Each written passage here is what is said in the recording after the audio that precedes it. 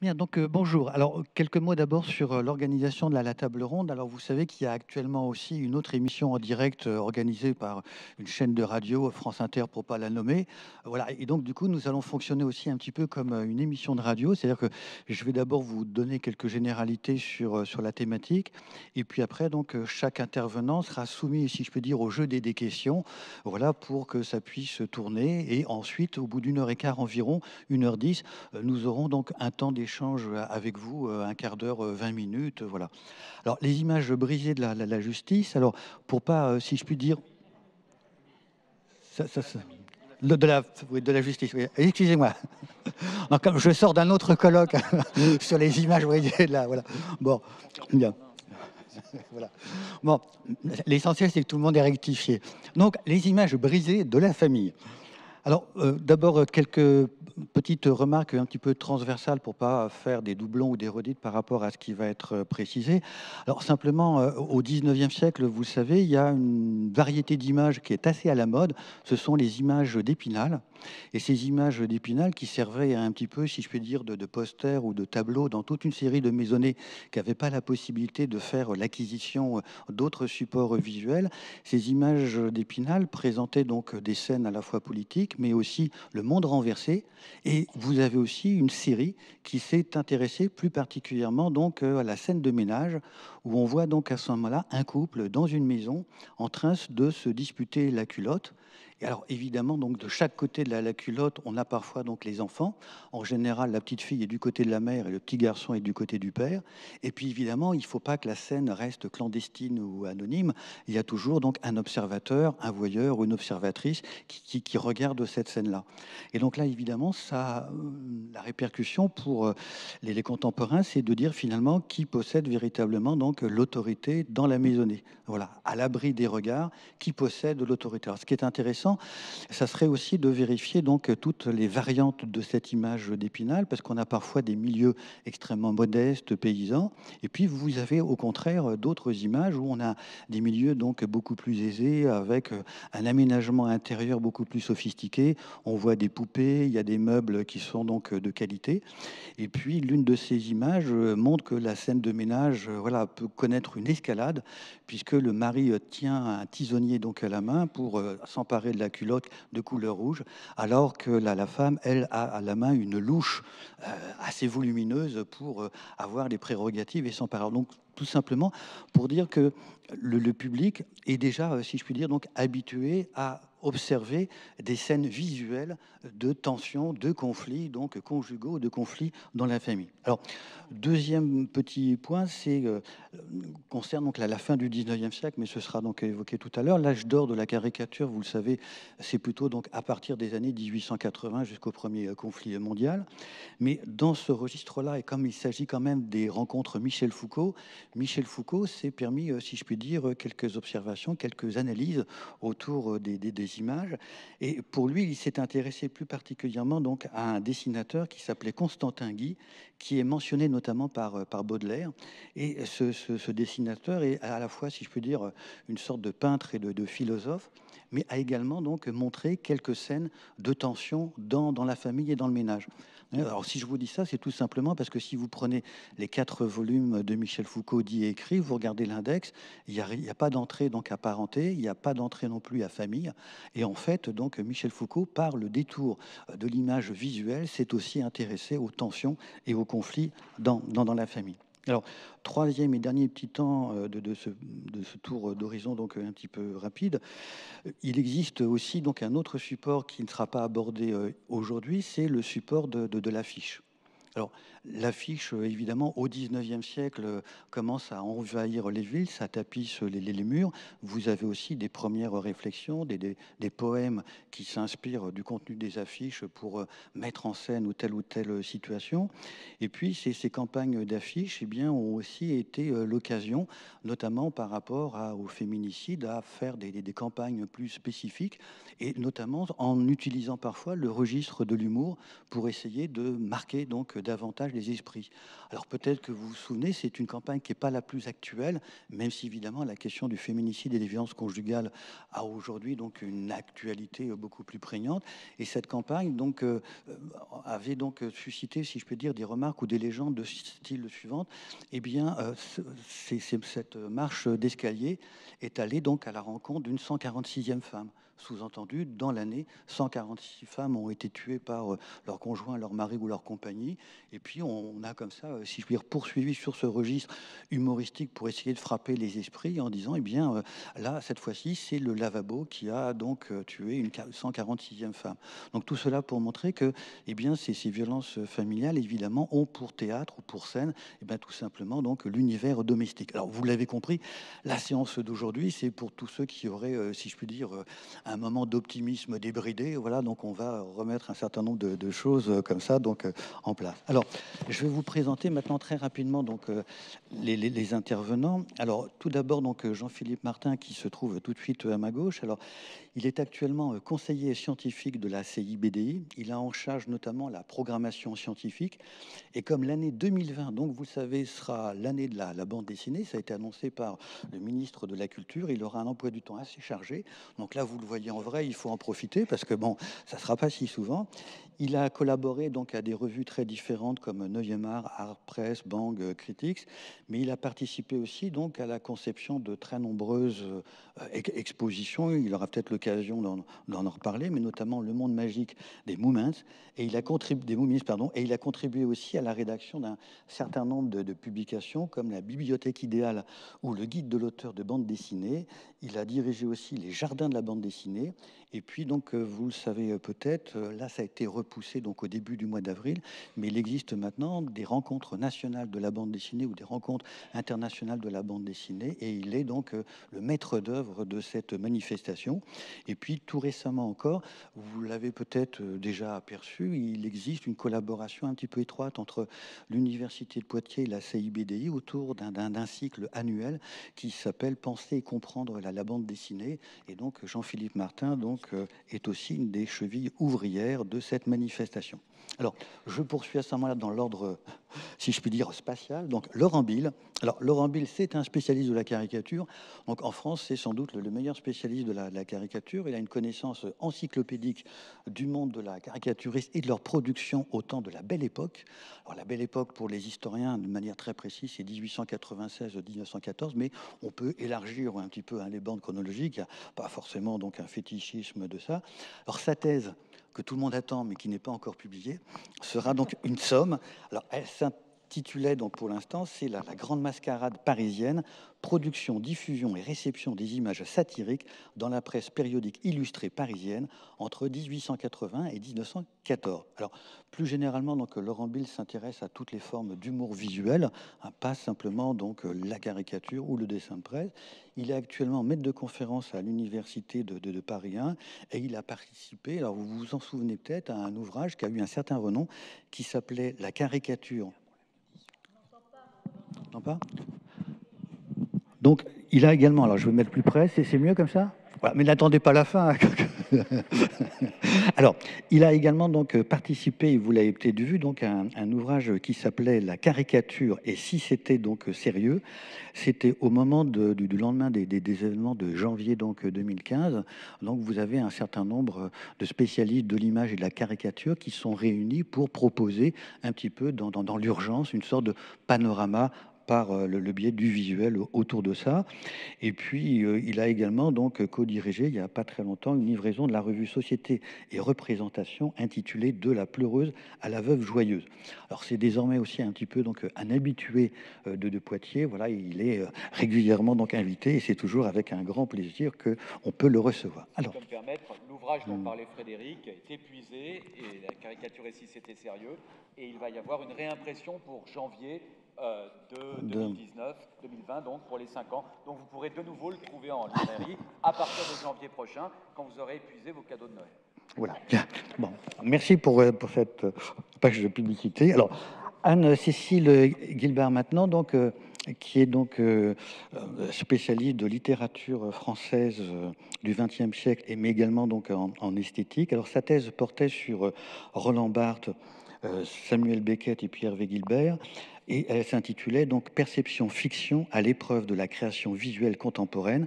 Donc ça date déjà d'un certain temps, mais 2005, voilà. Donc, alors ces travaux portent sur les conditions du rapport au visible dans l'écriture et les arts visuels, et elle a été aussi, par exemple, commissaire d'une exposition à Philadelphie.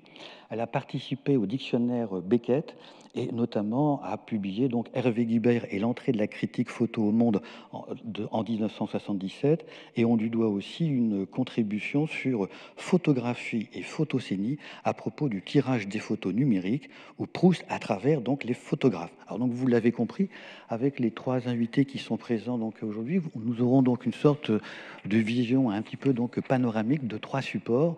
Donc d'un point de vue d'apparition chronologique, tout d'abord la caricature, puis après ça donc la bande dessinée et enfin la photographie. Alors première question qui s'adresse donc à tous les trois, c'est leur demander finalement peut-être de présenter donc en quelques mots leur support.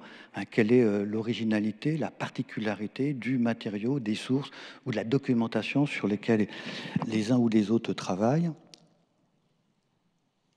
Alors, on a un petit problème là avec le 1 n'apparaît pas. Mais, donc on commence donc tout de suite à ce moment-là par la caricature.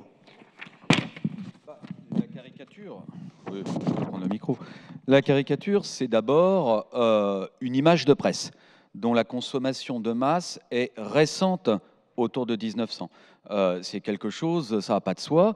Les journaux satiriques étaient réservés à une élite pendant tout le 19e siècle. À partir de 1880, ça commence à se démocratiser.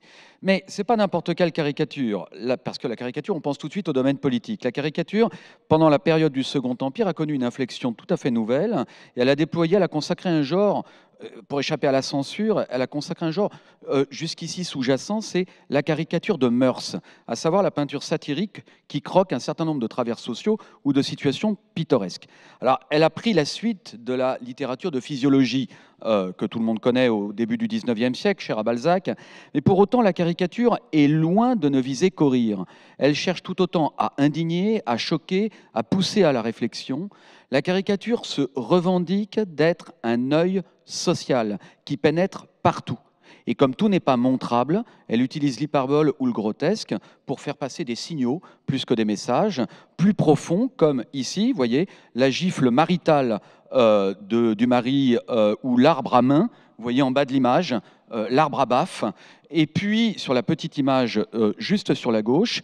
Et puis alors, j'ai choisi donc cette grande image qui montre le déchaînement de cet homme contre une souris, qui n'a absolument aucune espèce d'importance. La souris, c'est une métaphore de la violence tout à la fois domestique et intime, sous couvert de chasser la souris microscopique, qui est l'alibi loufoque de la colère proposée ici. Le dessinateur Abel Fèvre nous propose, là devant vos yeux, une analyse chirurgicale de l'effroi de toute la famille face au déchaînement patriarcal. Alors si vous regardez bien, de la cheminée, là, vous avez des yeux qui sortent. Alors, est-ce un vieillard, est-ce un enfant? Vous avez également un gosse qui se terre derrière le parapluie. Vous pouvez voir le bébé écrasé sous le berceau, comme le chien est écrasé par le lit. Le corps de la femme est expulsé donc du même lit, pantelant, sans que l'auteur n'ait l'intention du tout de brouiller son message par la moindre connotation érotique. Cela dit, cela peut être vu ici comme une dimension sexuelle, désérotisée par le grotesque, qui n'a pour but que de déclencher tout à la fois le rire et la réaction. C'est-à-dire, qu'est-ce que la violence masculine dans l'intimité familiale? Le tableau brisé à droite au-dessus du lit évoque le paradis perdu de la douceur pastorale, à laquelle devrait correspondre en théorie la famille. A contrario, le buste de la Venise de Milo sur la cheminée et la tête tranchée de la poupée à terre figurent des mutilations, stade ultime des conséquences de la brutalité masculine. Alors, évidemment, je serais tenté de vous dire que comme l'affaire de la rue Transnonain, la célèbre caricature de Daumier, 50 ans avant, il y a un enjeu particulier à représenter l'intimité le plus profond dans l'image. Et ici, cela nous mène évidemment à une curieuse hybridation entre grotesque, laideur et dénonciation, entre bouffonnerie et effroi du lecteur-spectateur. Finalement, la caricature, cela nous montre une chose, c'est que le rire est loin d'être gratuit.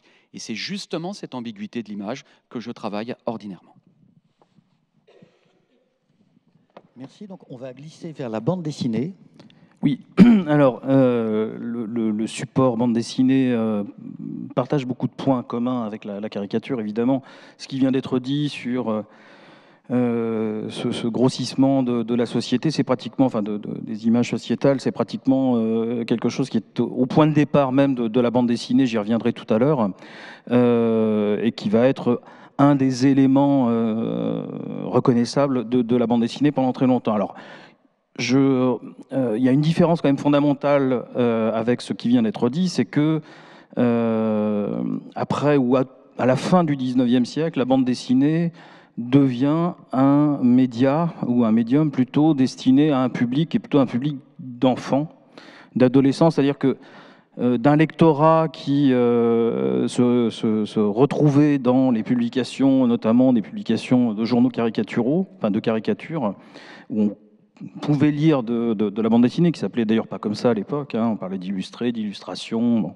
À partir du début du siècle ou à la fin du 19e siècle, la bande dessinée va s'adresser essentiellement aux enfants, ce qui fait qu'on va édulcorer quand même une production, les histoires vont adopter une tonalité qui, pour l'essentiel, est toujours à peu près la même, à savoir une tonalité, un ton humoristique, ou éducatif, où les deux se combinent d'ailleurs, j'y reviendrai aussi, j'évoquerai la figure de Bécassine par exemple, je sais qu'il y a une spécialiste du domaine dans la salle, où l'objet c'est à la fois d'éduquer les lecteurs et de les divertir, ce qui explique aussi qu'une certaine violence, ou la violence même dans son ensemble, est totalement évacuée, ou pratiquement évacuée, à quelques exceptions près, je ne vais pas toutes les énumérer, mais au moins une, c'est les périodes de guerre par exemple.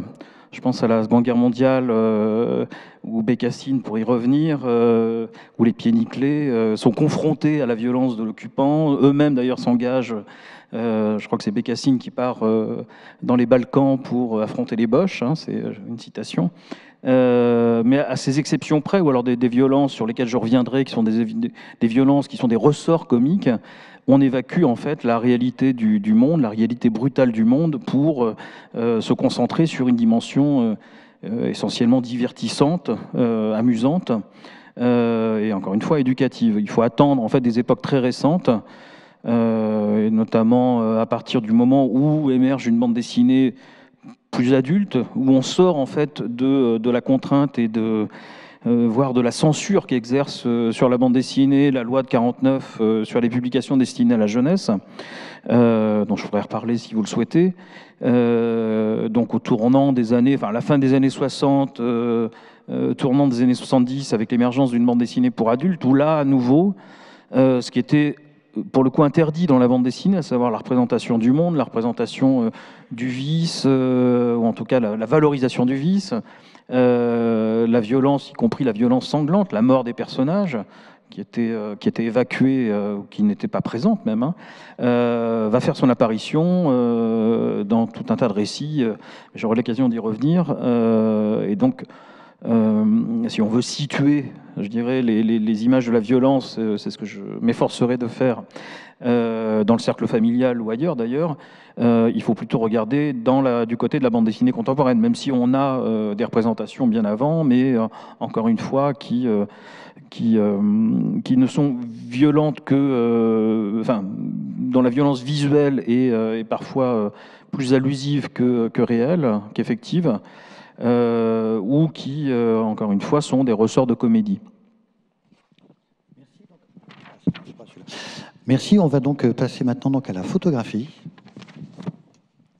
Oui, merci. Alors là, c'est vrai que la photographie s'écarte un peu des arts du dessin et des spécificités que mes collègues viennent de préciser, puisqu'il s'agit d'un art de la relation. Nous le savons tous, puisque nous sommes tous photographes.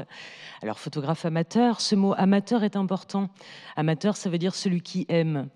La photographie que je montre à gauche, qui est une photographie d'Hervé Guibert, en est l'un des exemples majeurs, en tout cas des plus explicites, puisque vous voyez la main du photographe qui sort de son invisibilité essentielle pour entrer dans le cadre et pour toucher le corps de celui qu'il aime et de celui qu'il photographie.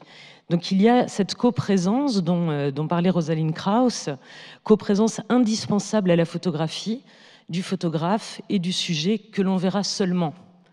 C'est la différence qui est manifeste avec l'image de droite, qui est une photographie contemporaine de l'américain Gregory Crutzen, qui montre que si Barthes disait « ça a été pour toute photographie », disant par cela la nécessaire réalité de ce qui a été enregistré par l'appareil, on peut observer, bien sûr, et on le sait bien, que la réalité observée est une réalité visible et parfois mise en scène.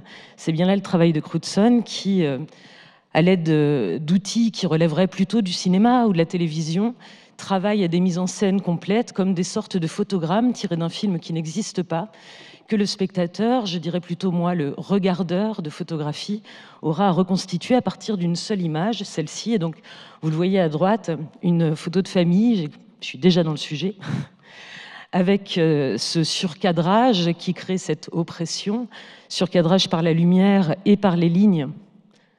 Je suis encore à la précédente image, Frédéric. Merci. Donc surcadrage avec non seulement avec les lignes, mais également avec l'éclairage qui permettent de mettre l'accent sur cette triste confrontation d'une femme et de son fils avec une chaise vide. À nous d'inventer ce qui a précédé, ce qui suivra. C'est de la photographie, pas du cinéma. C'est à nous de faire ce travail. Dans l'image, dans la diapo suivante, ce que j'ai voulu montrer, c'est que les photographies sont les véhicules de stéréotypes par excellence. C'est ce qui imprime notre culture visuelle, qui nous dit comment être ou comment il faudrait être. Alors, qui dit comment il faudrait être? On n'en sait rien. Mais en tout cas, c'est au travers des photographies que cela circule. Et ce qui m'a fait rire dans ce montage tiré de Google avant-hier, c'est, vous le voyez, la différence entre les photos et nos photos amateurs, qui ne sont certes pas à la hauteur des canons stéréotypés des images de publicité, mais auxquelles nous tenons parce que précisément ce sont les nôtres. C'est ça aussi, ou encore une autre particularité de l'image, c'est que nous avons tous des photos. Quand on dit photos de famille, il y a toujours cette ambiguïté. Est-ce que ce sont des photos qui portent sur la famille ou est-ce que ce sont nos photos de famille, c'est-à-dire nos photos qui appartiennent à la famille? Tout ça est un peu flou, un peu trouble et ça relève aussi de la photo. Donc on a tous, chacun a un album qui traîne, album de voyage, album de vacances, album de famille. Pierre Bourdieu disait que la cohésion de la famille passait par l'album photo. D'abord, on regarde l'album de famille et puis on y entre. Et c'est ainsi que se fonde une famille par l'intermédiaire de l'album. Et donc, dernière image sans image, l'idée même de l'album, de cette collection, que chacun complétera des images qui sont les siennes. Il y en a beaucoup trop d'images privées pour que quelques images soient assez représentatives pour faire le compte. Donc chacun doit pouvoir mettre ses propres photos, des portraits, des scènes, des événements, des objets parfois des plats. Alors ça c'est le vieil album, je pourrais parler d'Instagram pour les plus jeunes générations ou les plus actuelles, mais c'est toujours ce même principe de raconter une histoire au travers d'images qui ont été prises à un moment de gens par des gens. Merci. Alors nous allons passer maintenant au deuxième temps, donc les représentations les plus communes de la famille, puisque évidemment en fonction de ces supports, il y a une multitude de façons de représenter donc des groupes. Tout à l'heure, on est passé un petit peu rapidement, mais il y avait aussi par exemple la famille de Tarzan au cinéma. Voilà, donc quelles sont exactement, donc en fonction des supports, les représentations les plus usuelles ou peut-être les plus banales, ou en tout cas celles que l'on rencontre le plus souvent. Alors on va respecter donc l'ordre initial et on va débuter par la caricature. Oui, donc je ne vais pas répondre à la question parce que là, il me faudrait l'après-midi, bien entendu, mais ce qu'on appelle vraiment là un jeu, enfin c'est vraiment la question piège.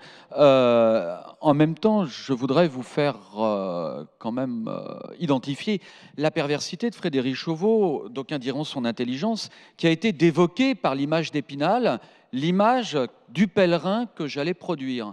Ce qui est une façon finalement de me couper l'herbe sous le pied, mais je vais rebondir en vous disant que finalement, l'intelligence de l'image, c'est la répétition. L'intelligence, c'est-à-dire la façon d'intelligérer l'image. Et il ne faut surtout pas regarder les images anciennes comme des images singulières. Il faut les restituer dans leur dispositif d'émission de départ et il faut considérer deux paramètres que l'on oublie tout le temps. C'est que quand l'image imprimée commence à surgir à même l'espace public, l'usage jusque-là de l'image est, pour l'immense majorité des images, un usage religieux. Et donc, vous allez avoir, et ça va être toute la modernité de la fin du XIXe siècle qui va correspondre à cela, une collision entre un usage traditionnel des images et un flot d'images qui va banaliser le visuel. Et en l'occurrence, c'est la première chose, on va apprendre à voir. Et la deuxième chose, c'est qu'il faut comprendre que ces images attaquant d'un seul coup l'espace public, et c'est ça aussi une différence avec la bande dessinée, c'est que les images vont surgir dans l'espace public, les images imprimées, les images de presse, particulièrement la caricature. S'agissant de ces images-là, il va y avoir une répétition que nous avons peine aujourd'hui à identifier. Or, tu parlais tout à l'heure des images d'Épinal. Regardez l'image du pèlerin. Contraste familial, la bonne famille, la mauvaise famille. C'est exactement l'image d'Épinal. Et répétée ad nauseam, l'image séculière va rejoindre dans le pèlerin ou l'image d'Épinal le prône du curé. C'est-à-dire qu'il va y avoir une caricature sage. Parce qu'attention, ça, l'image de gauche, c'est aussi une caricature. Ça ne nous semble pas une caricature, parce que ça n'est pas exagéré, il n'y a pas d'hyperbole, il n'y a pas de grotesque, il n'y a pas de rire. Mais selon les critères contemporains de l'époque, c'est une caricature. Alors, en revanche, à gauche, vous avez donc une caricature de Robida que je rapprocherais, moi, du théâtre de boulevard ou de votre déjeuner de famille de dimanche dernier. Car, fondamentalement, qu'est-ce que vous craignez face à un couple qui ne va pas bien? Vous craignez d'abord que le ton monte. Ah, oh là là, ils commencent à s'engueuler. Oh, est-ce qu'ils vont encore s'engueuler comme la dernière fois, etc. Il y a cette tension redoutée le dimanche dominical et attendue au théâtre. Parce qu'au théâtre, évidemment, ça change. Nous attendons que le couple se distende. Nous attendons les épigrammes, nous attendons les bons mots, nous attendons les flèches plus ou moins perfides. Ce qu'il y a d'intéressant, c'est que le théâtre du boulevard, aujourd'hui, est un théâtre qui valorise la réplique. Alors que la tradition boulevardière, au moment du XIXe siècle, c'était aussi un jeu corporel beaucoup plus expressif qui tendait à suggérer aux spectateurs que les époux allaient en venir aux mains et qu'il y avait cette tension permanente. Venise, non, pardon, la précédente. Donc, tension qui est là, manifestée par la caricature, où ils en viennent aux mains. Là, tu peux y aller, mais c'est là. Et ici, alors, j'avais sélectionné ces images. Cette image est quand même un écho à celle que vous venez de montrer, qui est assez magistrale, puisque là, on a la famille modèle complètement statique, mais après la bataille. Alors, on va la revoir tout à l'heure, donc je n'en fais pas, je ne développe pas, mais par contre, c'était ces deux images, moi, qui m'intéressaient davantage et qui auraient dû théoriquement être en grand. Donc, pourquoi j'ai choisi ces deux images? Et parce que justement, la violence patriarcale n'est plus en jeu. Ce qui m'intéresse ici, c'est la confrontation, donc les deux images de gauche, la confrontation de deux intérieurs, l'un bourgeois, l'autre indigent, pour montrer qu'il y a déjà de façon sous-jacente le constat que la violence familiale n'est pas essentiellement inscrite dans les tares sociales censées être l'apanage des pauvres. Vous savez, cette pauvreté Thénardier. Et que les enfants sont les victimes passives de ce maelstrom. Ici, les corps sont hystérisés, on a l'impression de pantins désarticulés. Et ce qu'il y a d'extraordinaire, c'est que même les couleurs, alors ce sont des dessins qui sont d'auteurs différents, pris d'années différentes, et regardez, de l'intérieur bourgeois à l'intérieur prolétaire, la pose des enfants, les couleurs, la posture des corps est exactement la même. Et donc, je vous le disais tout à l'heure, la répétition de l'hyperbole est à la base de la violence satirique, qui n'est pas une violence univoque ni équivoque, mais qui est une violence grotesque ou noire ou allusive, mais répétée ad nauseam. Bien, alors, on poursuit donc ce tour d'horizon et donc on va observer maintenant pour voir si effectivement la bande dessinée, les cases et les bulles sont aussi perfides que la caricature.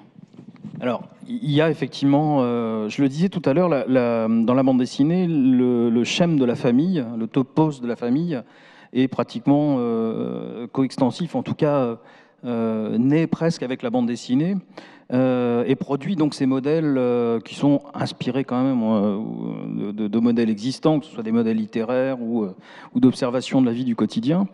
Un des premiers, alors c'est pas l'image, ça correspond pas à cette image, mais dès l'apparition de la bande dessinée en Europe, en tout cas, j'ai essayé de distinguer deux aires de production, l'Europe et les États-Unis. Je vais y revenir, les aires importantes. Non, mais tu peux revenir, pardon, excuse-moi, sur l'image précédente.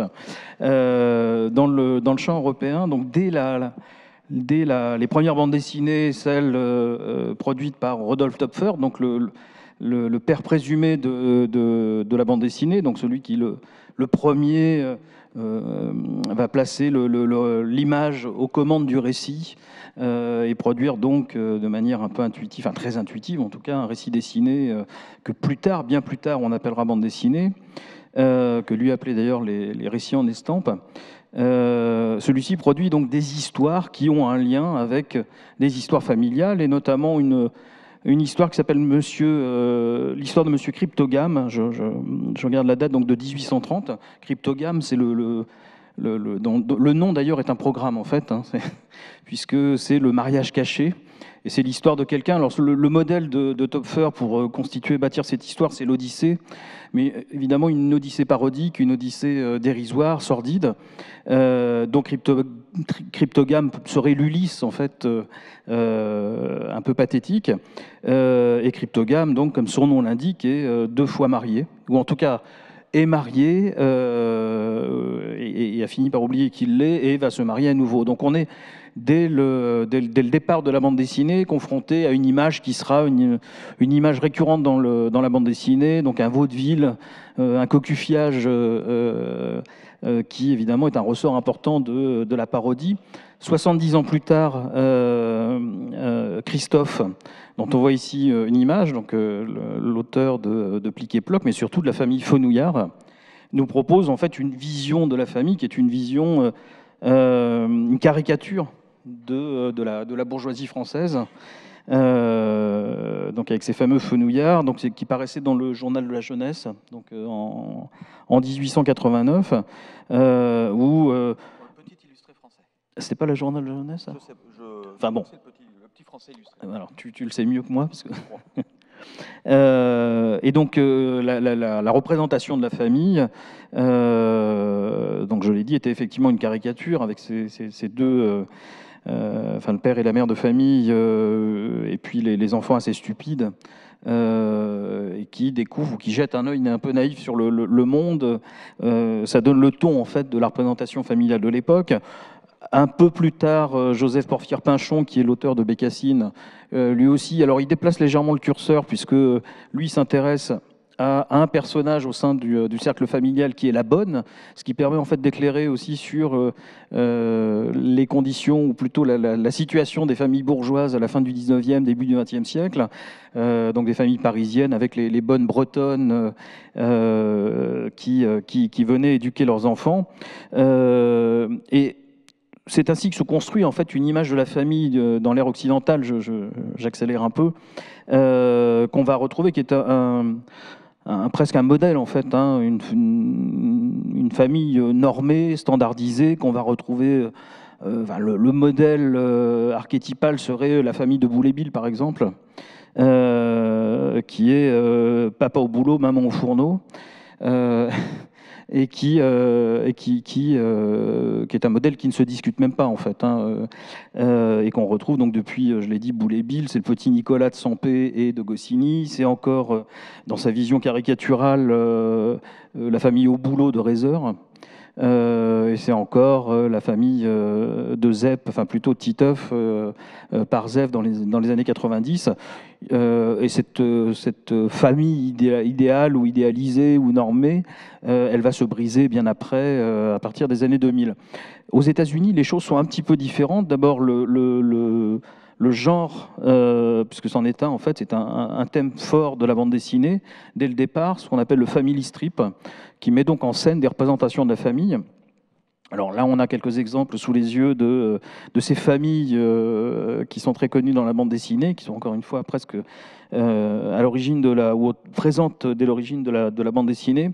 Je pense donc à Bringing Up Father, qu'on connaît, enfin de George McManus, qu'on connaît en France sous le nom de la famille Illico, qui donc met en scène une famille de parvenus dans laquelle on voit émerger, donc là on est à la fin du 19e, début du 20e siècle, et on voit émerger déjà quelques revendications féministes, avec la présence donc au sein de la famille d'une jeune fille qui revendique en fait une espèce d'autonomie, d'indépendance.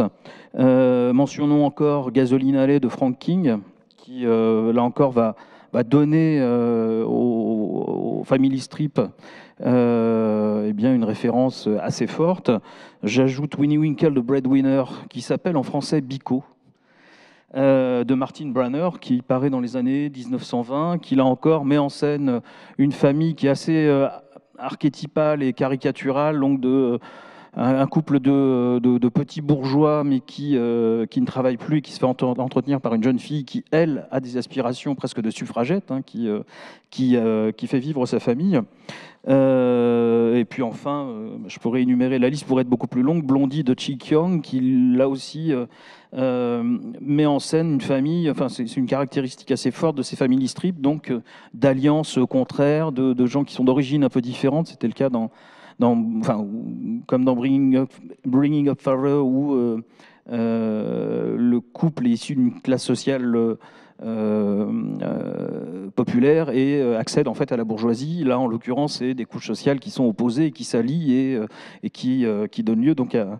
Enfin, c'est ces mésententes sociales qui donnent lieu en fait à du comique.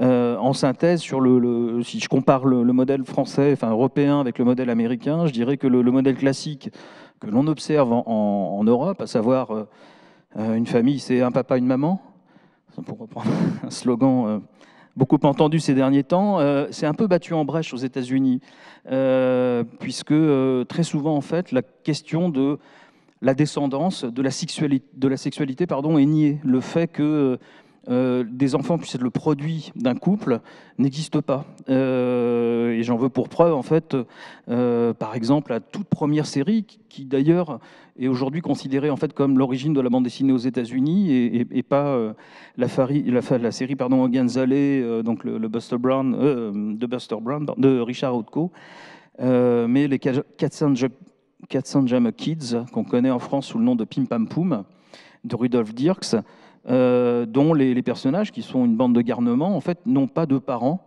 Enfin, ils ont des tantes, mais ils n'ont pas de parents directs. C'est la même chose pour Riri, Fifi, Loulou. C'est pour ça que je vous ai présenté c'est assez frappant, d'ailleurs, quand on regarde l'arbre familial des Disney, où ils sont tous oncles, ils ont tous des oncles, des tantes, etc., mais pas de parents. Et c'est des choses qu'on peut encore observer plus proche de nous avec Spider-Man, par exemple, hein, Peter Parker, qui, dont les parents sont décédés et qui est élevé en fait par son oncle et sa tante. J'arrête là sur le... Bien, merci. Alors, nous allons poursuivre ce tour d'horizon et on glisse à nouveau en direction des photographies. Oui, alors en photographie, ce qui est assez frappant dans les représentations conventionnelles, les premières en tout cas, qui correspondent aussi à une première représentation de la famille, celle-ci va évoluer, c'est cette manière dont on se sert dans le cadre devant le photographe professionnel. Là, on est autour de 1850. Vous le voyez, donc à gauche, on a, j'allais dire, une vraie famille, parce qu'à droite, ce sont 5 sœurs. Si j'ai mis la photo des 5 sœurs, c'est qu'elle est passablement effrayante, étant donné le caractère reproductible des traits physionomiques qu'atteste la photo. Évidemment, en dessin, ça passerait pour un gag. Là, il s'agit vraiment de mettre en valeur par la lumière, par le cadrage, par la pose que le photographe leur a fait prendre, sans doute en accord avec eux, de mettre en évidence cette incroyable ressemblance qui les réunit. Si je reprends la famille de gauche, ce qui est intéressant, vous le voyez, c'est que tout le monde regarde droit vers l'objectif, c'est-à-dire droit vers le photographe. En général, celui-ci lève la main derrière sa chambre pour déporter légèrement le regard, pour pas que le regard soit quand même trop frontal, trop fixe, ce qui le rendrait trop dur. Donc un tout petit peu à l'écart. C'était une leçon que donnait Nadar à ses assistants. Ici, on voit également que la mise en scène met la mère au centre, bien situé, façon matriarcat parfaitement assumée. Le père se trouve le plus haut tout de même, debout derrière, et puis autour, façon Putti, façon Angelo dans les représentations picturales, on trouve les différents enfants. Ce qui est intéressant, c'est que dans le portrait professionnel de famille, on conservera cette dignité indispensable. Alors là, elle nous paraît un peu sinistre parce que tout le monde, personne ne sourit. C'est à partir des années 20 qu'on va commencer à sourire grâce à la photographie amateur qui va permettre aux gens de se détendre un peu devant l'objectif, alors qu'auparavant, il était extrêmement cérémonieux, c'était ritualisé que de se rendre chez le photographe. On s'habillait pour cela, comme pour un rendez-vous extrêmement important. Il s'agissait de laisser une image sur un modèle qui était pictural, c'est-à-dire sur le modèle du grand portrait historique. Autrement dit, ce n'était pas le moment de plaisanter, de faire des doigts d'âne derrière la tête de son voisin. Ça n'était pas encore l'époque. Je n'ai pas d'image pour la transition que je veux faire, donc surtout tu ne touches à rien.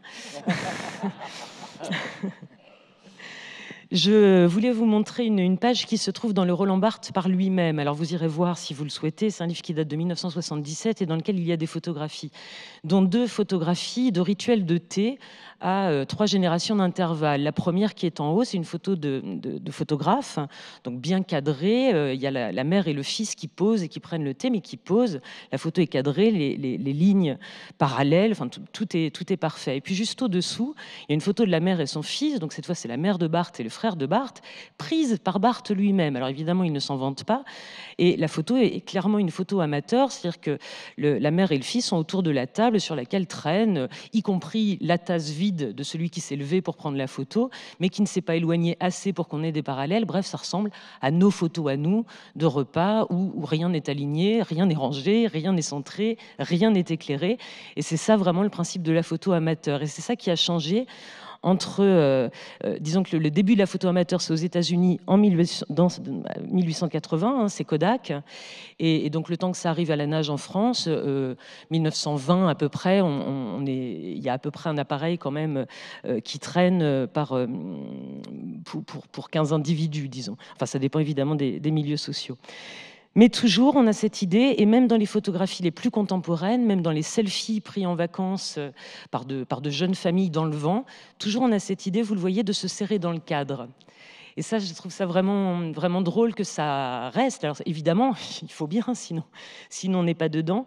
Mais la famille, c'est celle qui se serre pour entrer dans le cadre et qui, par là, se représente en famille. C'est-à-dire que ce geste de mise en scène qu'on faisait devant le photographe, on le fait désormais tout seul, si j'ose dire, devant l'appareil, bien conscient de ce réflexe qu'il va falloir tous rentrer dans ce petit cadre de l'image.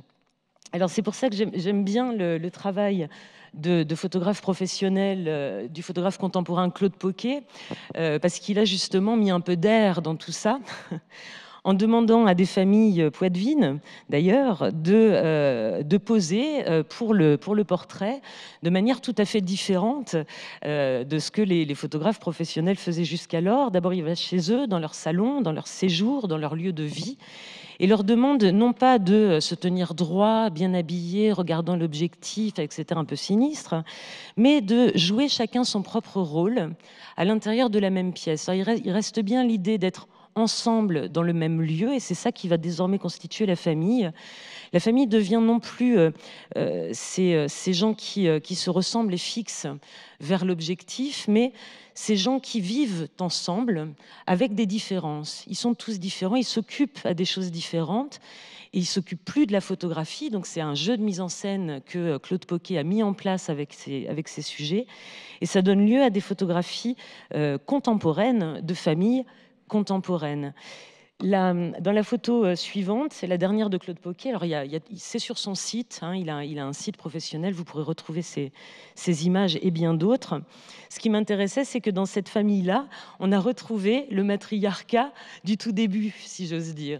Hein, c'est-à-dire que la mère a souhaité, ou c'est Claude Poquet, je ne sais pas, il n'est pas là et c'est dommage pour nous le dire, se mettre au centre de la photo, au centre de la famille, au centre du lieu de vie.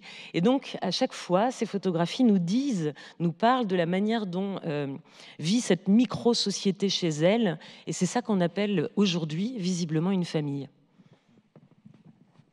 Oui, donc... Merci. Alors, on va passer à un troisième temps, donc la famille qui se déchire. Et donc, sans aucune transition, nous passons à la caricature. Elle avait commencé à se déchirer un peu, la famille. Non, je voudrais faire écho, avant de passer à mon image, à ce qui vient d'être dit. Sur Peter Parker, élevé par son oncle et sa tante, moi, je n'avais jamais pensé à ça. C'est peut-être une banalité que je vais énoncer pour des littéraires. Mais D'Artagnan est élevé par un domestique avec un père qui est là uniquement pour lui apprendre la botte. Enfin, au sens escrimeur du terme, s'entend. Ensuite, le capitaine Fracas est élevé par un domestique. Pardaillan est élevé par un domestique sans mère, avec un père là aussi lointain. Quant à Lagardère, il est élevé par 2 maîtres d'armes qui l'ont recueilli et qu'il appelle ses oncles.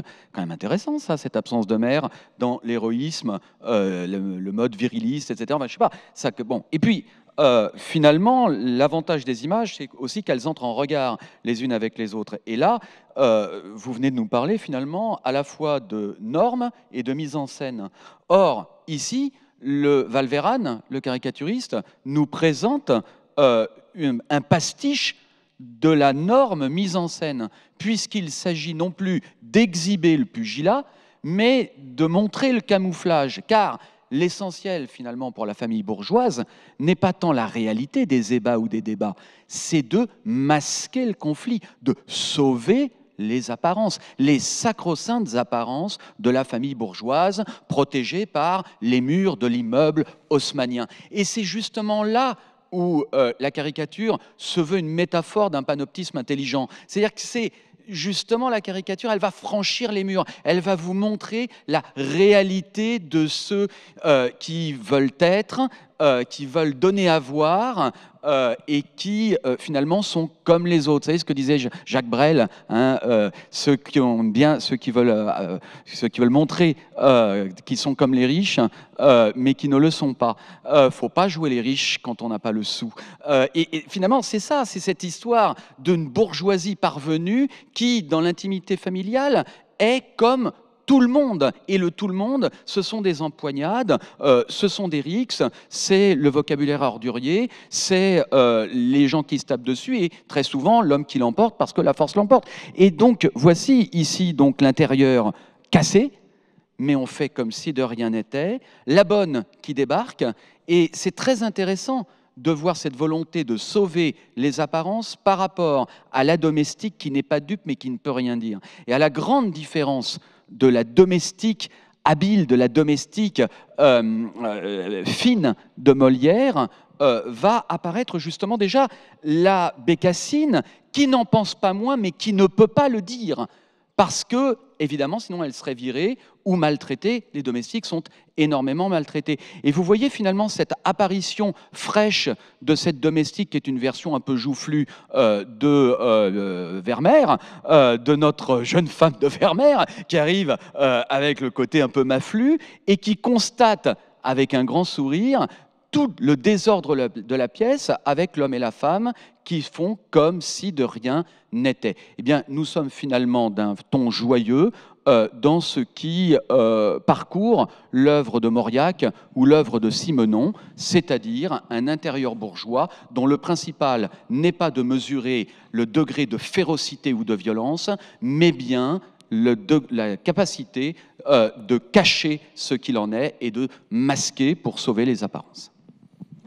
Merci. Donc, avec la bande dessinée, donc on va pas masquer, on va entrer donc directement. Introduire Une petite nuance par rapport à ce qui vient d'être dit concernant les familles qui se déchirent et la représentation de ces violences entre guillemets conjugales, parce que enfin, je le tempère parce que ces violences conjugales et leur expression dans les bandes dessinées, comme je le disais tout à l'heure, elles n'apparaissent réellement que récemment. Pendant très longtemps, en réalité, la violence conjugale, elle s'exprime de la manière suivante. Donc il s'agit de scènes de ménage qui, la plupart du temps, ou dans bien des cas en tout cas, vont dégénérer. Alors là, c'est pas l'homme qui a le dessus, c'est généralement la femme qui on le voit d'ailleurs sur cette image là, ce Bringing Up Father, qui est assez caractéristique en fait de ces ressorts de la comédie, la femme avec le rouleau à pâtisserie qui attend le mari qui sort du bistrot enfin du bistrot de la taverne, comme c'est le cas assez souvent dans cette série, et qui évidemment va punir, va envoyer au lit le personnage. Donc les maris sont la plupart du temps dans ces représentations-là les souffre-douleurs des épouses. Et c'est ainsi qu'on a énormément d'images de soumission. Alors là aussi, je mets des guillemets, parce que c'est pas un rapport sadique à ce point, mais dans quantité de bandes dessinées que vous connaissez, Popeye et Olive par exemple, pardon. Je reviens sur mes Disney tout à l'heure, Donald ou Mickey même, avec leur fiancée, jamais mariée, respective, où là encore, il y a une domination de la femme qui, encore une fois, donne lieu à une vision de comédie, en réalité, de cette représentation du conflit familial, du conflit de ménage. On a l'équivalent, évidemment, dans la bande dessinée française, avec, s'il ne fallait en citer qu'une, c'est Astérix. Je pense notamment à l'opposition ou au conflit entre Bonne Mine et puis à bras raccourcis le chef du village. Donc on voit bien d'ailleurs que n'est pas chef celui qui prétend l'être. En réalité, le vrai chef du village, c'est la femme, c'est Bonne Mine. Ou alors, dans la caricature un peu plus accentuée, toujours chez Astérix, c'est H-Canonix, donc ce personnage qui a épousé, donc ce vieux monsieur qui a épousé une très jeune femme, dont on ne connaît pas le nom d'ailleurs, elle n'est jamais nommée, et qui régulièrement se fait tirer l'oreille, remettre en place, etc. Donc ces violences, ces scènes de ménage, en fait, elles ne sont pas... elle ne procède pas en fait d'une condamnation réelle du pater familias, du patriarcat dont il a été question, mais en fait, encore une fois, c'est un ressort de comédie qui joue sur le fait que on renverse, on moque en quelque sorte des esprits faibles ou des comportements faibles que sont ceux des maris qui ne parviennent pas à tenir leur foyer. C'est-à-dire que on joue sur le fait de savoir qui porte la culotte dans la famille. Je le disais tout à l'heure, donc ces violences conjugales sont presque inexistantes dans la bande dessinée avant l'apparition de la bande dessinée pour adultes. Et on en a donc par contre des expressions très fortes après les années 70.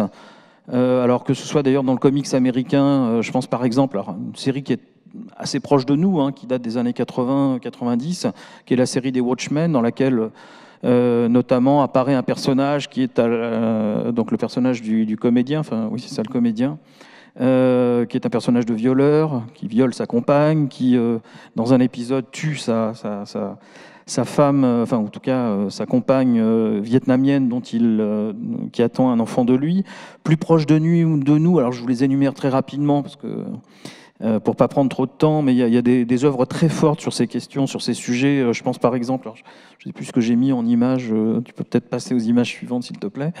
Donc ouais, je pense particulièrement donc à un ouvrage de Loïc Dovillier et Jérôme Davio qui est paru en 2009, qui s'appelle Inès, qui est une des premières représentations d'un conflit violent au sein d'un couple, où donc c'est l'histoire d'une jeune femme qui se fait battre par son compagnon et qui, évidemment, confrontée à cette violence, s'interroge sur les manières de gérer ce problème.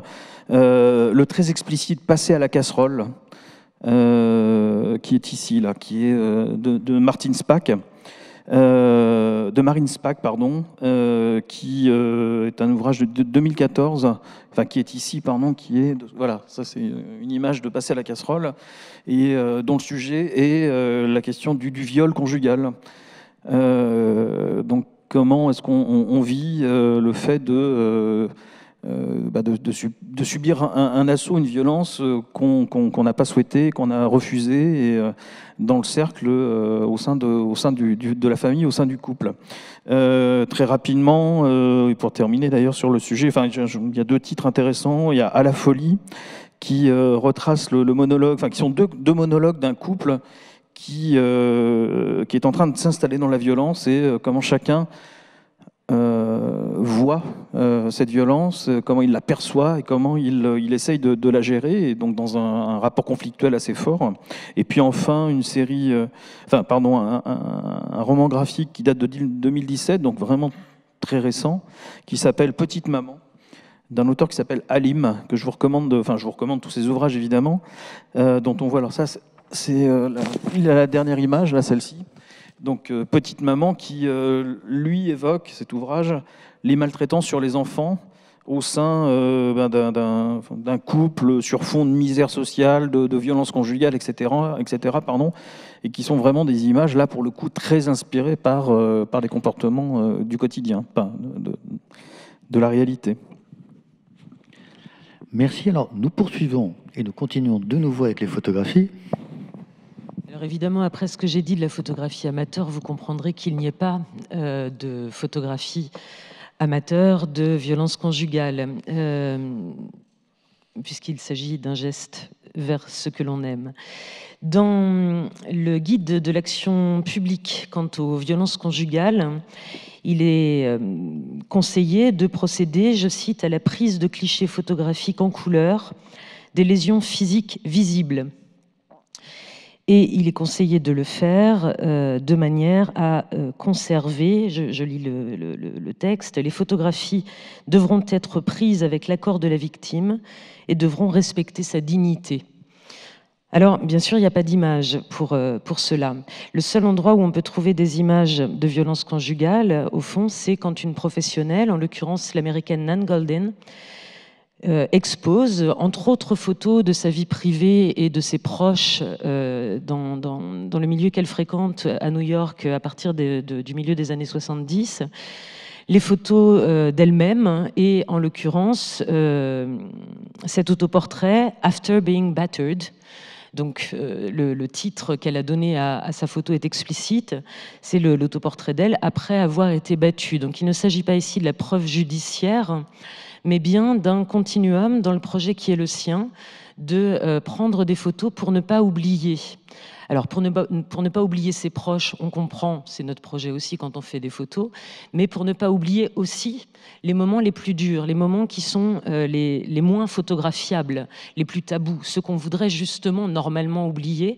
Et Nan Goldin va dépasser, transgresser ces normes qui sont nos usages amateurs pour aller au-delà de ce que nous avons le droit normalement de voir et se montrer battu avec ses cocards. Vous le voyez avec un éclairage au flash qui ne pardonne rien, en couleur, comme le suggère le guide de l'action publique.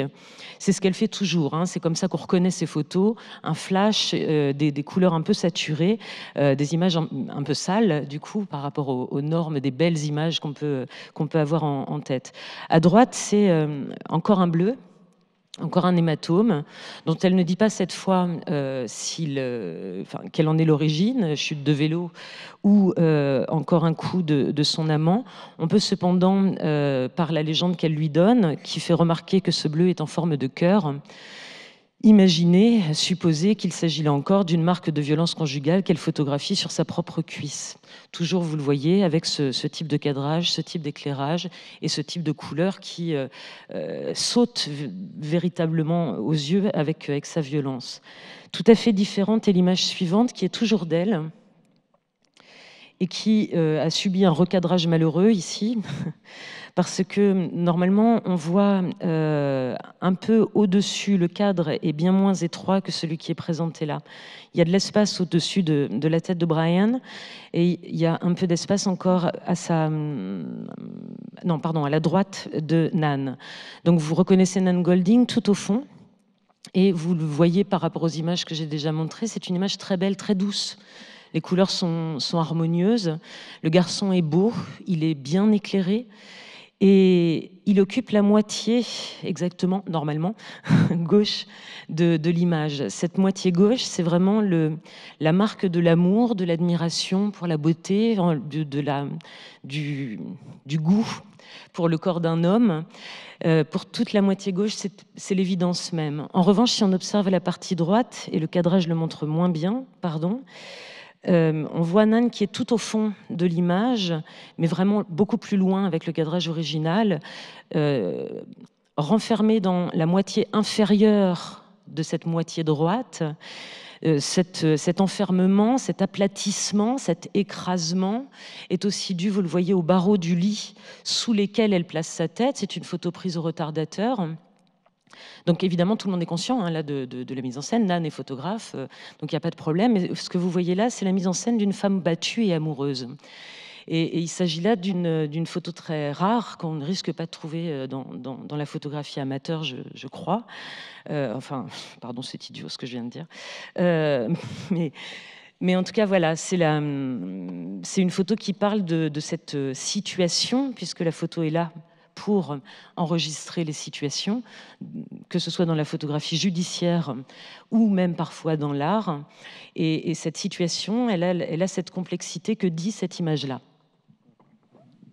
Très bien, donc merci. Alors, il nous reste maintenant 6-8 minutes, pas plus, pour explorer donc le dernier temps et conserver donc un moment donc d'échange avec vous. Donc, c'est essayer d'explorer un petit peu les autres formes de tension, de conflits que l'on peut apercevoir à travers les représentations graphiques ou visuelles. Bien, alors on ne prévoit jamais dans une table ronde les photos que vont apporter les voisins, ce qui veut dire que face à ce qu'a dit mon acolyte tout à l'heure, il est évident que la caricature présente tout autant que la bande dessinée ce retournement parodique qui voit la femme taper sur le mari, mais ça, ce qui est intéressant, c'est que la caricature présente aussi des images pas drôles du tout, dans lesquelles on voit également le mari taper sur la femme pour des images tout à fait sidérantes, très fortes. Alors, je ne les ai pas montrées parce que j'avais fait ma communication au brillant colloque dirigé par Marie-Françoise Grillaume et Frédéric Chauveau là-dessus, dont vous trouverez les actes en sortant.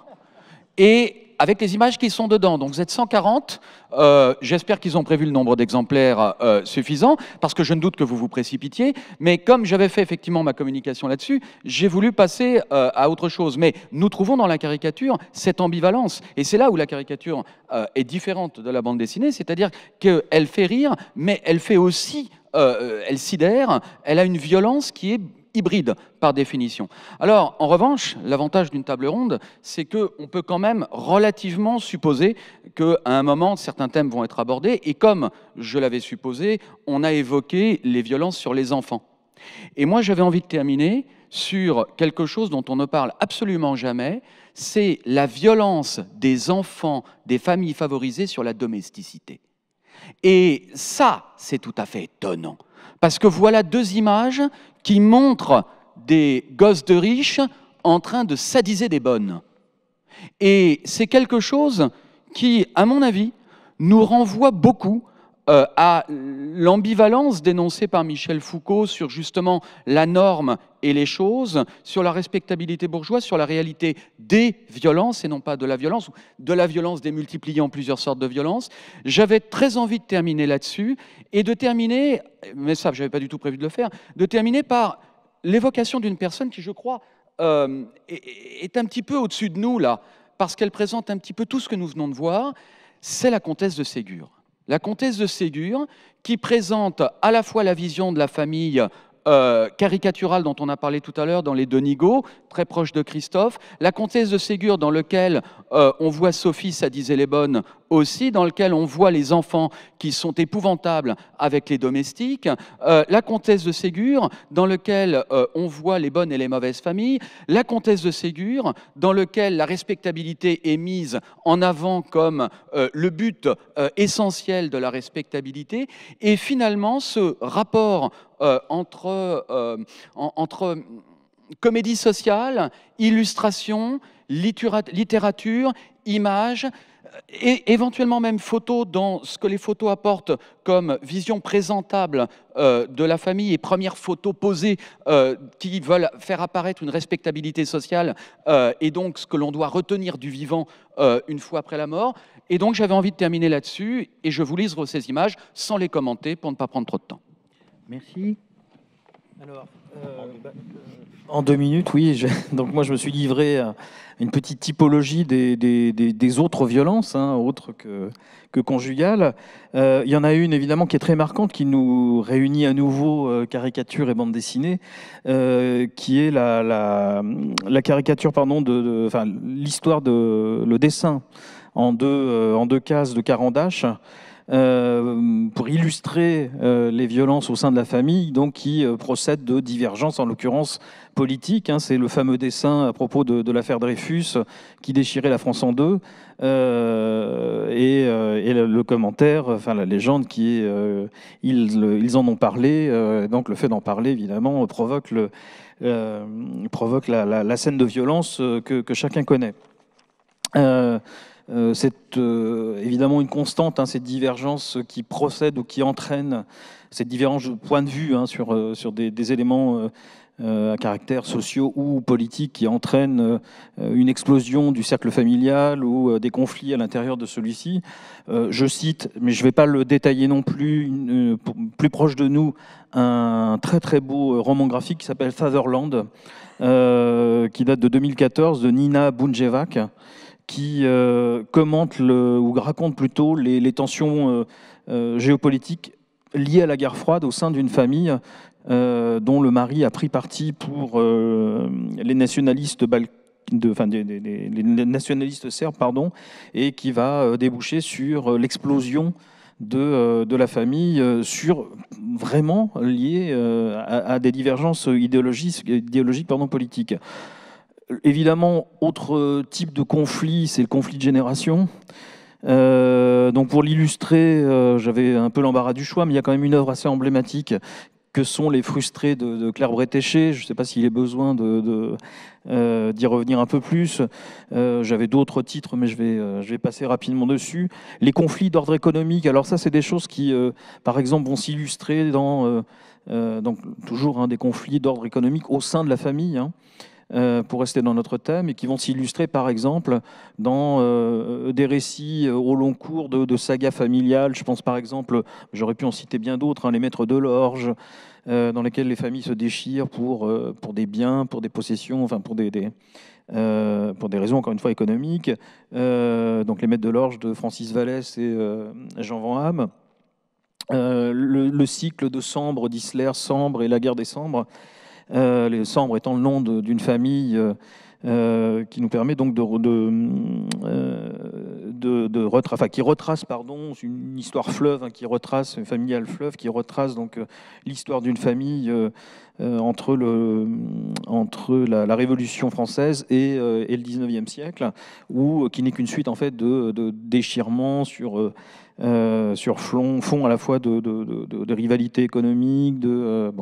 Et puis pour terminer, j'aurais pu en citer d'autres, les conflits d'ordre psychologique ou liés à des secrets de famille, comme c'est le cas par exemple de Maus de Art Spiegelman, dans lequel le récit repose en grande partie sur la révélation progressive d'un secret qui a littéralement fait éclater le cercle familial, le noyau familial, qui est celui donc de l'enfermement des parents du narrateur, donc Art Spiegelman, dans les camps de concentration nazis. Et ce que je montre ici, qui a notamment conduit la mère de l'auteur à se suicider, Pardon. Et ce que je montre ici, en fait, c'est une page qui a précédé la réalisation de Maus, dans laquelle, une page de rêve qui était parue, qui s'appelait L'Enfer, une courte histoire de Art Spiegelman, qu'ensuite il a inséré dans le cycle de Maus, enfin la série Maus, qui décrit en fait le cauchemar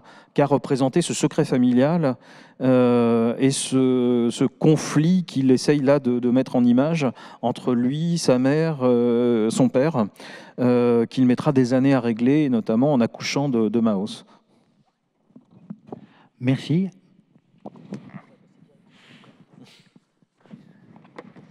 Alors du côté de la photographie, évidemment, toujours pour les mêmes raisons, on a peu de violences de familles internes. En revanche, évidemment, il y a la manière dont les familles subissent des violences externes.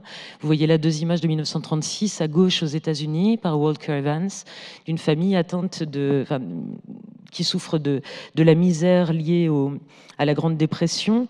Donc cette famille reste, vous le voyez, dans cette photographie prise à la chambre. C'est vraiment un portrait à l'ancienne, si j'ose dire, extrêmement digne. Ils se tiennent aussi droit, mais ils sont à moitié nus, sans doute parce qu'il fait chaud. Et voyez ce détail par lequel le père finit par ressembler à la mère en ayant posé ce foulard sur son torse qui sans cela serait nu. C'est cette image qui est assez belle. À droite, c'est une photographie de Capa, toujours 1936, cette fois à Bilbao, on est en pleine guerre d'Espagne. Et Capa photographie les effets de la guerre sur les civils. Et cette photographie-là est extrêmement touchante parce que, évidemment, il s'agit d'une scène de rue comme il y en a tant, mais c'est pendant une alerte à la bombe, un sauve-qui-peut lors d'une alerte aérienne. Et ce qui est pour moi très touchant, c'est que le manteau de la petite fille, qui constitue presque le centre de l'image, est boutonné, comme disait ma mère, à la Charlot, signe de l'urgence dans laquelle cette femme, qui est peut-être simplement sa tante, sa cousine, sa grand-mère, j'en sais rien, mais signe en tout cas de l'urgence dans laquelle cette petite famille, et si c'en est une, se trouvait, mais le soin apporté par la femme à l'enfant me fait dire qu'il y a la famille, même si je ne connais pas le lien de parenté qui les unit. Dans l'image suivante, les 2 images suivantes sont des photographies de Diane Arbus, photographe américaine, qui photographiait des gens qui lui semblaient lui ressembler, elle qui se pensait un monstre. Donc là, je prends 2 photos de famille qu'elle a faites. À droite, c'est sans doute le plus évident. C'est le fils géant dans le salon de ses parents, où l'on observe cette perplexité de ses parents qui ont donné naissance à cet étrange fils si grand qu'il doit se courber pour tenir sous le plafond. Et à gauche, tension interne encore, cette fois à la famille, ce portrait de... Je suis encore sur la précédente. Ce portrait d'une famille dont on observe sans doute que dans un deuxième temps que l'enfant que le père tient à la main a un déficit mental apparent, et ce qui permet de relire leur expression comme une expression d'inquiétude à l'égard de cette famille qu'ils forment. Et c'est aussi la diversité des individus, ces enfants comme individus différents qui sont accueillis dans la famille par les parents, qui se manifestent dans ces 2 images. Et pour finir, Martine Fougeron, à gauche, a photographié ses adolescents. Donc c'est une Française qui vit aux États-Unis, elle est contemporaine. Et ce ne sont que des photos où tout va bien, les jeunes gens sont beaux, ils s'amusent, ils jouent de la guitare, ils sont étendus sur des canapés, tout va bien. C'est la seule photo de tension que j'ai trouvée dans tout son travail, qui pourrait manifester une sorte de tension, si ce n'est que le garçon, derrière le refus de la photographie qu'il oppose à sa mère, sourit. Donc fausse tension. Et quant à la photo de droite, c'est une photo extraite du manuel de la photo ratée de Thomas Lélu, livre que je vous recommande tant il est drôle et intelligent. Et c'est la photo des enfants tristes.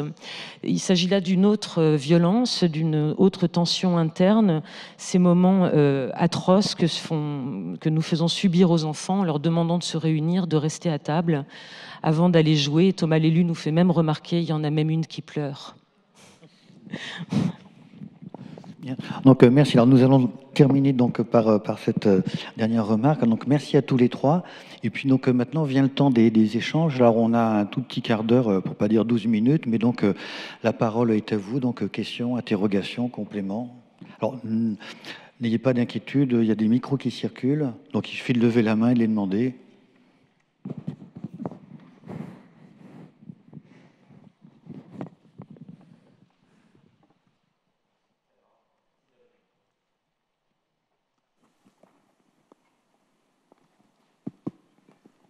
Tout d'abord, merci beaucoup pour votre présentation. Je m'interrogeais, vous avez parlé longuement de la bande dessinée, mais qu'en est-il finalement aussi de ce nouveau rapport de la bande dessinée avec l'historiographie? J'entends par là que depuis quelques années, on voit apparaître un certain nombre de bandes dessinées qui tentent de retracer les biographies de certains grands personnages, comme Philippe IV le Bel, et justement, dans la biographie de Philippe IV le Bel, on a l'affaire de la Tour de Nesle de 1314, qui voit quand même un déchirement familial autour des bruits du roi. Et donc, comment, finalement, la bande dessinée permet-elle de retracer les violences existantes au sein des familles royales ou autres du passé, tout en abordant la question de la psychologie de ces familles-là, de certains de ces personnages dont il nous est difficile, finalement, de connaître réellement leur personnalité. Merci. Alors, ce que je vous propose, c'est peut-être de prendre plusieurs questions en même temps et puis de répondre après ça donc, aux différentes sollicitations. Peut-être autre question, intervention? Merci à tous pour vos interventions qui me conduisent à réfléchir à voix haute et à me demander si, au fond, à travers ces représentations tellement disparates, tellement différentes de familles, qu'elles soient fictives, réelles, qu'il s'agisse de mise en scène ou que la suggestion soit plutôt à celle de la saisie, de la spontanéité, etc.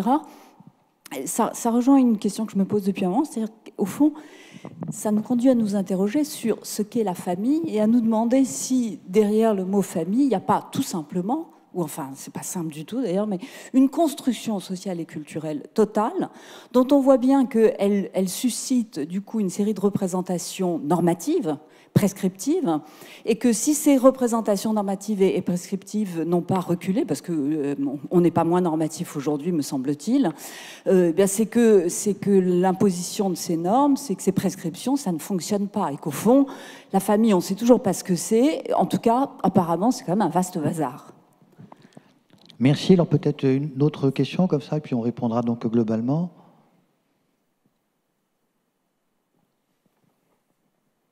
Non.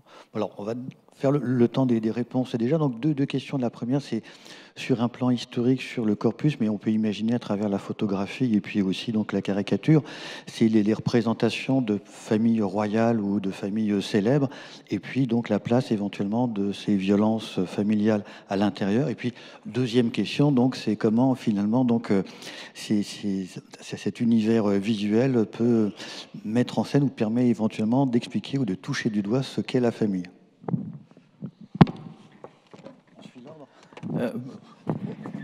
Non, je peux peut-être parler de la bande dessinée, puisque ça faisait partie de la question. Alors je suis très embarrassé par cette question, parce qu'en fait c'est un sujet que je connais mal, enfin pas la bande dessinée, mais la question de la représentation de cette historiographie en bande dessinée. Ce que j'observe, moi, c'est que donc ces biographies dessinées, d'abord, elles sont très anciennes, et la plupart du temps, elles sont assez hagiographiques, c'est-à-dire qu'elles ont plutôt pour vocation de représenter les personnages illustres dans ce qu'ils ont de plus, de plus glorieux. Et c'est assez rare, au fond, qu'on abîme l'image de ces personnages. On est dans une reconstruction, enfin, c'est le roman national en réalité qui est souvent représenté dans les bandes dessinées. Ça se fissure un peu, mais là je suis un peu embarrassé pour répondre parce que ça supposerait une étude un peu pointue de ces nouvelles représentations, effectivement plus récentes, de sujets historiques. C'est un article que je dois écrire d'ailleurs, là, qu'on me réclame depuis un petit moment sur les biographies dessinées. Donc peut-être que je reviendrai vers vous à ce moment-là quand je l'aurai écrit. Mais ce qui me semble effectivement là, c'est que on est évidemment dans un rapport. Ma réponse est un peu confuse, mais il me vient là à l'instant. Ce que Sylvain Venner, par exemple, est en train de faire sur l'histoire par la bande dessinée, un peu dans une forme d'opposition à une série beaucoup plus ancienne qui s'appelait l'Histoire de France dessinée, qui était publiée, je crois, par Hachette, ou Larousse, exactement, absolument. Ouais.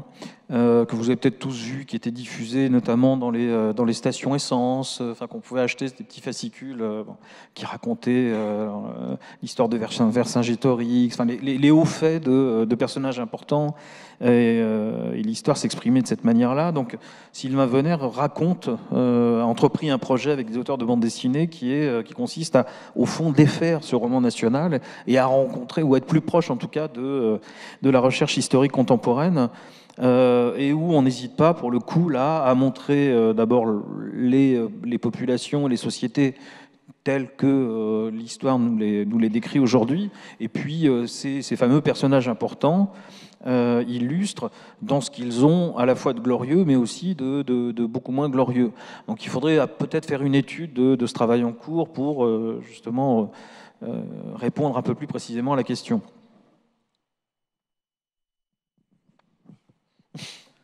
Oui, alors pour la deuxième question, je dirais qu'elle appelle deux réponses très, très simples. D'une part, ces quelques images que nous avons montrées et que j'ai essayé pour les miennes de montrer n'ont d'autre ambition que finalement de suggérer que la question que pose la personne dans l'assistance n'est pas nouvelle. C'est-à-dire qu'on se pose la question de la famille comme un simulacre et comme une construction artificielle de normes sociales dès le départ. Et ça, c'est pas forcément évident, tant le discours tente à dire qu'il y a une bonne et une mauvaise famille. Mais cela interroge en fait le rapport de l'image au réel. Et ce qui aurait d'intéressant maintenant à interroger, ce n'est pas l'image comme un témoin d'une réalité qui intéressait les historiens du culturel, de la famille, les sociologues, les anthropologues, etc. Mais ce serait justement le comment cette construction culturelle s'est-elle faite par les images. Et à mon avis, cela demanderait mais ça, je mets la salle au défi. Ça demanderait à croiser les corpus et éventuellement à faire une histoire comparée des images fédiversières et des images satiriques qui manquent cruellement, jusqu'ici, à l'historiographie française.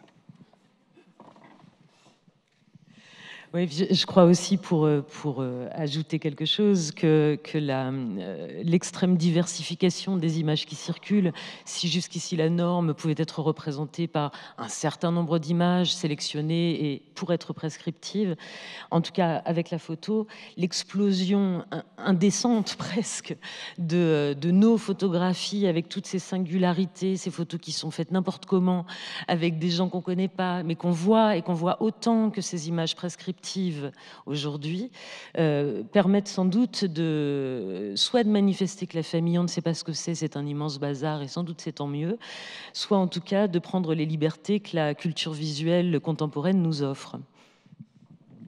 Merci. Alors, il nous reste le temps pour une question courte et une réponse brève. Donc, oui, voilà. Une question là-bas. Non, parce qu'on n'entend pas à cause de l'acoustique. Il faut le micro.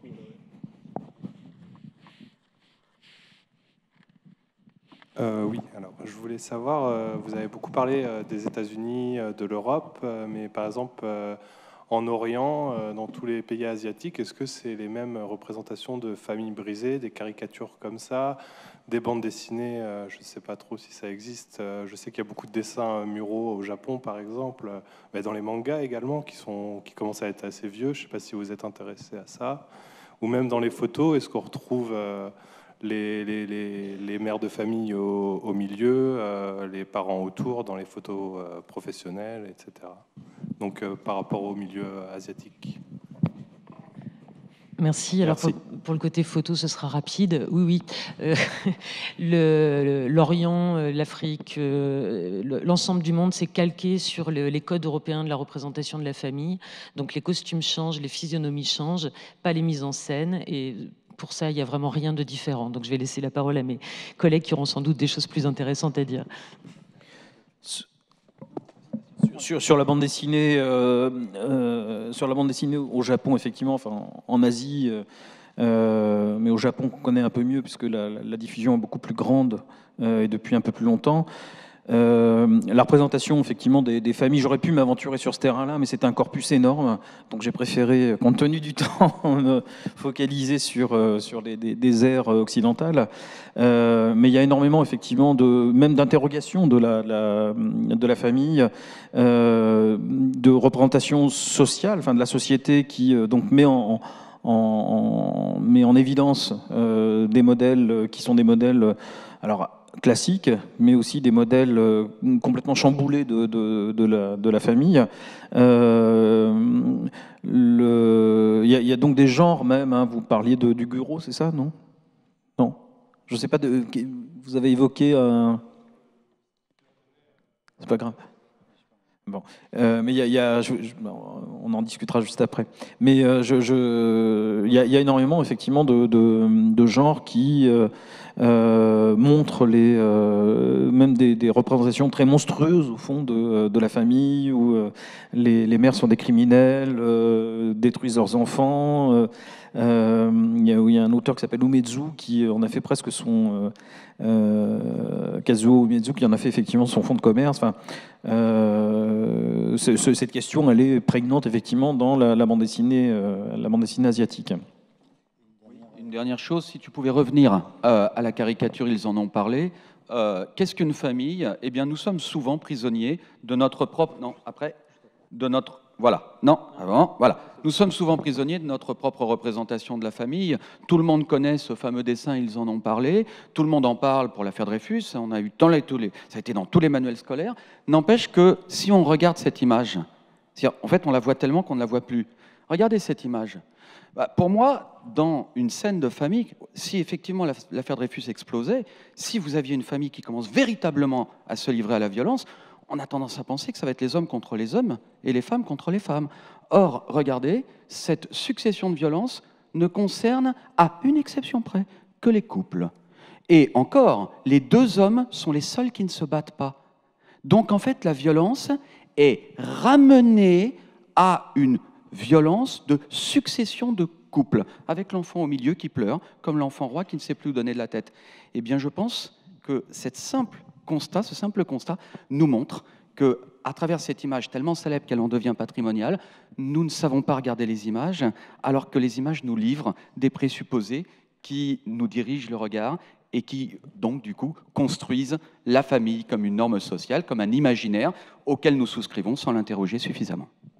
Merci. Donc, vous l'avez compris, le programme est vaste. Il ne nous reste plus qu'à apprendre à lire les images. Donc, on s'arrête là donc, pour la séance d'aujourd'hui. Et puis, bon, si vous voulez, on a une demi-heure entre les deux tables rondes